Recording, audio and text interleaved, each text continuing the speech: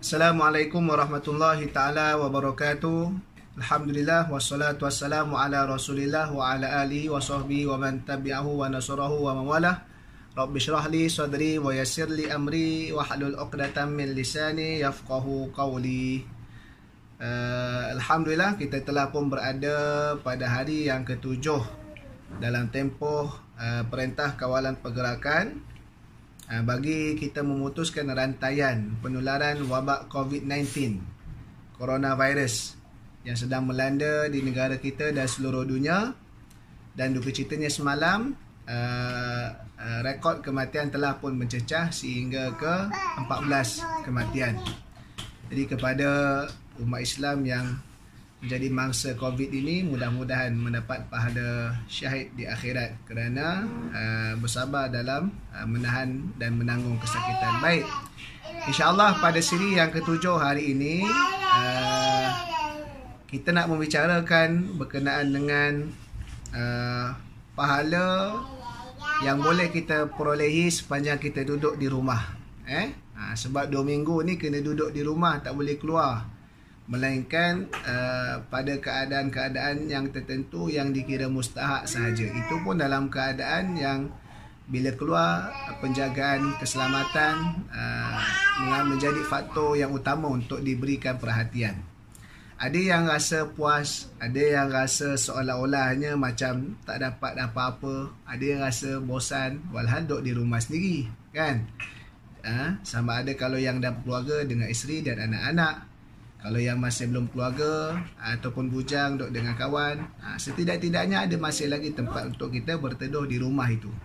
Tapi hari ini kita nak ceritakan apa pahala sebenarnya yang boleh kita dapat jika kita berada sepanjang duduk di rumah ini khususlah. Baik. Yang pertamanya, bagi yang dah berkeluarga dan mempunyai anak, kita akan boleh dapat pahala melayani isteri dan anak-anak. Bila kita duduk di rumah, kita melayani mereka, kita membantu mereka, dan kita juga turut bermain, bergaul dengan mereka dengan baik. Sebab Allah Subhanahu Wa Taala sendiri memerintahkan para suami untuk memberikan layanan yang baik, bergaul dengan baik dengan isteri masing-masing. Di mana Allah Subhanahu Wa Taala berfirman dalam surah An-Nisa ayat ke-19, A'udzubillahi minasyaitonirrajim, wa ashiruhunna bil ma'ruf. Dan bergaulah kamu dengan mereka, yakni isteri-isteri kamu, dengan cara yang baik. Malah Nabi SAW menunjukkan teladan, dan untuk kita sebagai umat dia menuruti, mengikut teladan tersebut. Di mana Sayyidatina Aisyah radhiyallahu taala anha meriwayatkan bahawa Rasulullah SAW bersabda, khairukum khairukum li ahlihi wa ana khairukum li ahli. Maksudnya, sebaik-baik kalian adalah suami yang paling baik terhadap keluarganya, dan aku, yakni Rasulullah SAW, adalah yang paling baik terhadap keluargaku. Riwayat Al-Imam At-Tirmizi. Makna kata teladan Nabi SAW untuk kita bergaul, melayani dan berbuat baik kepada ahli keluarga ni bukan suatu perkara sampingan, bukan suatu perkara biasa adat, tapi dia adalah satu perkara yang mendatangkan pahala dan sunnah Nabi SAW. Maka mengapa tidak mengambil peluang yang lebih ketika mana berada di rumah daripada waktu-waktu yang lain ini. Kita gunakan manfaat peluang ini untuk memperbanyakkan lagi pahala dari sudut hal yang disebutkan tadi. Bahkan Sayyidatina Aisyah radhiyallahu taala anha meriwayatkan, qadimana minal a'rab ala nabi sallallahu alaihi wasallam faqalu atuqabbiluna sibyanakum, qalu na'am, faqalu lakinna wallahi ma nuqabbilu, faqala an-nabiy sallallahu alaihi wasallam wa amliku an kana Allah qad naza'a minkum rahmah. Maksudnya, sekelompok orang Arab Badawi datang bertemu menemui Nabi sallallahu alaihi wasallam.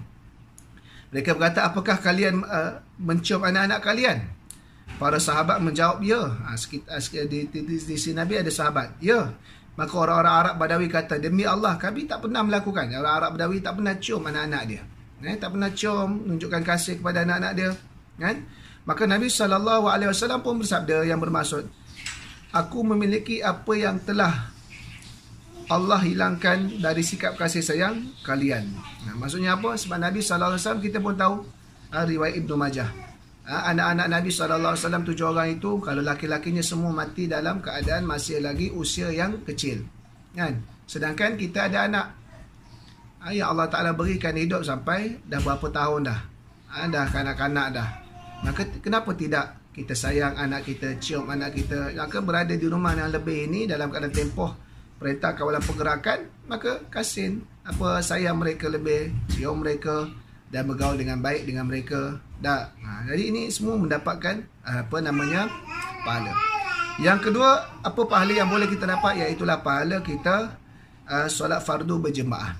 Walaupun sekarang Majlis Agama Islam negeri-negeri atas titah dulu Yang Maha Mulia, sultan-sultan negeri-negeri yang mentan negeri menangguhkan semua aktiviti yang bersifat himpunan di masjid, termasuklah solat berjemaah. Maka walaupun tak dapat solat berjemaah di masjid, tetapi kita laksanakan solat berjemaah di rumah. Kita tidak pergi ke masjid bukan sebab kemalasan, bukan sebab kita ni tak nak pahala, tapi kerana ada keuzuran syar'i yang dikira di sisi syarak sebagai satu keringanan, rukhsah, hadiah daripada Allah. Maka hidupkan solat berjemaah tadi itu di rumah, kerana solat berjemaah ni di mana sahaja kita berada, maka dia tetap lebih baik daripada solat secara bersendirian. Nabi SAW menyatakan, bersabda, solatul jamaati afdalu min solatil fadhi bi 27 darajah. Solat secara berjemaah lebih baik daripada solat bersendirian sebanyak 20 darjat, riwayat Muslim. Maksudnya di mana-mana saja. Kalau ketika itu di musalla pejabat, di musalla shopping kompleks, ataupun di musalla RNR, yang penting solat berjemaah tadi itu adalah lebih baik bersendirian. Maka sekalipun kita orang lelaki yang pada situasi asal dituntut solat berjemaah di masjid, tapi dalam keadaan situasi yang ada keuzuran syar'i ini, maka hidupkan solat berjemaah di rumah, tetap mendapat pahala solat berjemaah. Bahkan keuzuran tadi itu tetap mendapat pahala yang sama, kerana ada hadis Nabi SAW menyatakan daripada Abu Musa Al-Asy'ari berkata, qala Rasulullah SAW, idza maridal amdu aw safara kutiba lahu minal ajri mithlu ma kana ya'malu muqiman sahihan. Rasulullah SAW bersabda, apabila seseorang itu sakit atau ia bermusafir, maka dicatat baginya pahala sebagaimana ketika amalannya semasa bermukim dan dalam keadaan sihat, riwayat Imam Ahmad. Jadi kita menghidupkan, membawa suasana tadi itu di rumah kita. Bahkan menghidupkan suasana ibadah di rumah ini adalah satu tuntutan dan ia merupakan pahala. Sama ada dalam keadaan biasa ataupun dalam keadaan sekarang, lebih-lebih lagi yang masa kita banyak berada di rumah. Kerana Nabi SAW, apatah lagi waktu kita sekarang yang lebih banyak masa berada di rumah, Nabi SAW pun menyatakan, ij'alu fi buyutikum min salatikum wa la tattakhidhuha qubura. Jadikan sebahagian daripada solat kamu di rumah kamu, jangan jadikan rumah kamu semua seperti kubur, riwayat Al-Imam Al-Bukhari dan Al-Imam Muslim. Dalam keadaan biasa yang dimasukkan di sini, solat di rumah adalah solat sunat bagi kaum lelaki. Bagi kaum perempuan memang asalnya adalah solat di rumah itu lebih baik daripada memelihara mereka. Bagi laki, keadaan asal solat fardu di masjid. Tapi solat sunatnya kena ada sebahagiannya di rumah, terutamanya solat malam. Maka dalam keadaan sekarang kita tak dapat nak pergi ke masjid, kita berada lebih di rumah, maka kita hidupkan lebih fardunya berjemaah dengan keluarga, sunatnya pun kita teruskan di rumah. Kerana apa? Kerana dengan menghidupkan suasana ibadah di rumah tadi itu, rumah itu akan diturunkan keberkatan oleh Allah dan dilindungi oleh Allah Subhanahu wa taala. Malah syaitan akan lari daripada rumah-rumah yang dihidupkan dengan suasana ibadah, semayangnya, baca Qurannya, kan? Dan seumpamanya lah. Ibnu Mas'ud menyatakan, idza inna syaitana idza sami'a suratal baqarati tuqra'u fi baitin khurija minhu. Sesungguhnya syaitan apabila mendengar surah Al-Baqarah dibacakan dalam rumah, suatu rumah itu, maka dia akan keluar lari daripada rumah tersebut, riwayat Al-Imam At-Tabrani. Baik, maka hidupkan suasana di rumah ini dengan ibadah turut mendapat pahala dalam keadaan konteks sekarang kita berada di rumah. Seterusnya, pahala apa yang kita boleh dapat juga sepanjang kita berada di rumah, iaitulah pahala kita mengikut sunnah Nabi SAW dalam mencegah wabak. Kerana Abu Salamah bin Abdul Rahman meriwayatkan Rasulullah SAW bersabda, la yuridanna mumridun ala musihin yang sakit jangan mendatangi yang sihat. Riwayat Al-Imam Al-Bukhari. Maksudnya apa? Pencegahan. Nabi larang berlaku pencegahan. Maka kita pun mencegah dengan menurut perintah kawalan pergerakan, dan kita tidak mengadakan himpunan dengan menangguhkan aktiviti solat berjemaah di masjid. Kita mencegah, maka mendapat pahala sunnah dalam mencegah daripada sesuatu penularan penyakit. Bahkan Usama bin Zaid meriwayatkan bahawa Rasulullah sallallahu alaihi wasallam pun bersabda, "Idza sami'tum bihi bi ardin fala tuqaddimu alaihi, wa idza waqa'a bi ardin wa antum biha fala takhruju firaran minhu." Maksudnya apabila kamu mendengar suatu wabak, penyakit yang menular di suatu tempat, maka janganlah kamu pergi ke situ. Dan apabila ia berlaku di tempat kamu, maka janganlah kamu keluar lari daripadanya. Riwayat Al-Imam Muslim. Maksud katanya apa? Kita tidak pergi ke tempat untuk mengadakan himpunan, ataupun kita tidak pergi ke tempat yang tempat adanya himpunan itu, sama ada mengadakan ataupun yang sudah sedia ada untuk kita pergi. Maka kita tak pergi itu, kita menurut sunnah Nabi SAW. Kerana yang melarang itu adalah Nabi SAW. Maka kita mencegah perkara tersebut, kita mendapat pahala sunnah. Kerana menurut cakap Nabi SAW. Dan juga sepanjang kita berada di rumah, kerana keluarnya peraturan demikian, arahan daripada ulil amri pemerintah, kan, maka kita turut mendapat pahala mentaati pemerintah. Kerana Nabi SAW kata apa? Daripada Abu Hurairah meriwayatkan, Nabi SAW bersabda, "Man ata'ani faqad ata'allah, wa man asani faqad asallah, wa man yuti'il amira faqad ata'ani, wa man ya'sil amira faqad asani." Nabi kata, sesiapa yang mentaati aku, maka dia telah mentaati Allah. Siapa yang mendurhakai aku, maka dia mendurhakai Allah. Siapa yang mentaati pemerintah dia, maka dia telah mentaati aku pada perintah yang tidak bercanggah syarak. Dan siapa yang mendurhakai pemerintah dia, maka dia telah mendurhakai aku. Riwayat Al-Imam Al-Bukhari. Ni pahala. Jadi kita duduk sepanjang 24 jam. Kalau memang tak ada urusan, keluar dari rumah 24 jam lah pahala, tuan-tuan.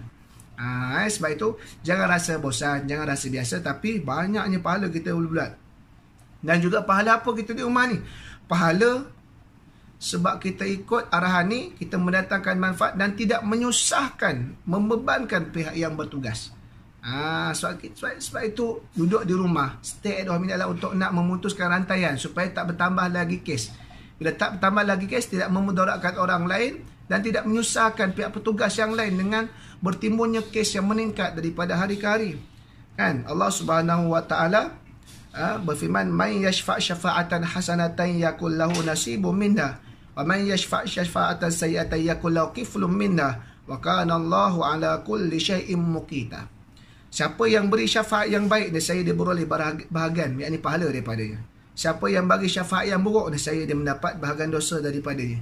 Dan ingatlah, Allah Maha Kuasa atas tiap-tiap sesuatu. Surah An-Nisa ayat 85. Maksudnya bila kita buat baik, kita buat manfaat pada orang lain, kita dapat pahala. Kita tak keluar, kita ikut arahan, menyenangkan pihak bertugas yang di luar supaya mengurangkan kes daripada masa ke semasa. Kerana pihak petugas kat luar tu tak cukup tangan, masanya habis dalam keadaan merawat sehingga penat, tak cukup rehat.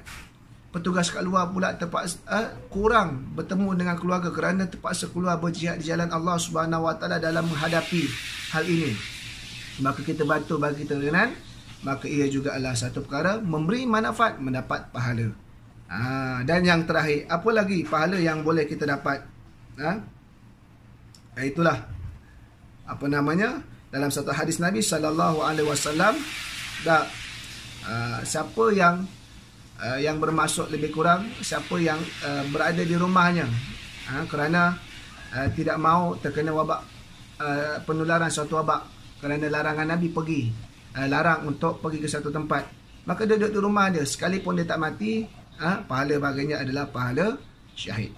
Jadi banyak pahala yang telah disebutkan tadi. Mudah-mudahan teman-teman, rakan-rakan, sahabat, seluruh rakyat Malaysia dan mereka yang menonton video ini rasa tidaklah sia-sia ataupun merasa tidaklah bosan, kosong dengan kita duduk di rumah ini. Tapi banyaknya pahala yang telah kita bincangkan tadi, semuanya berdasarkan dalil-dalil Al-Quran dan Sunnah Nabi SAW.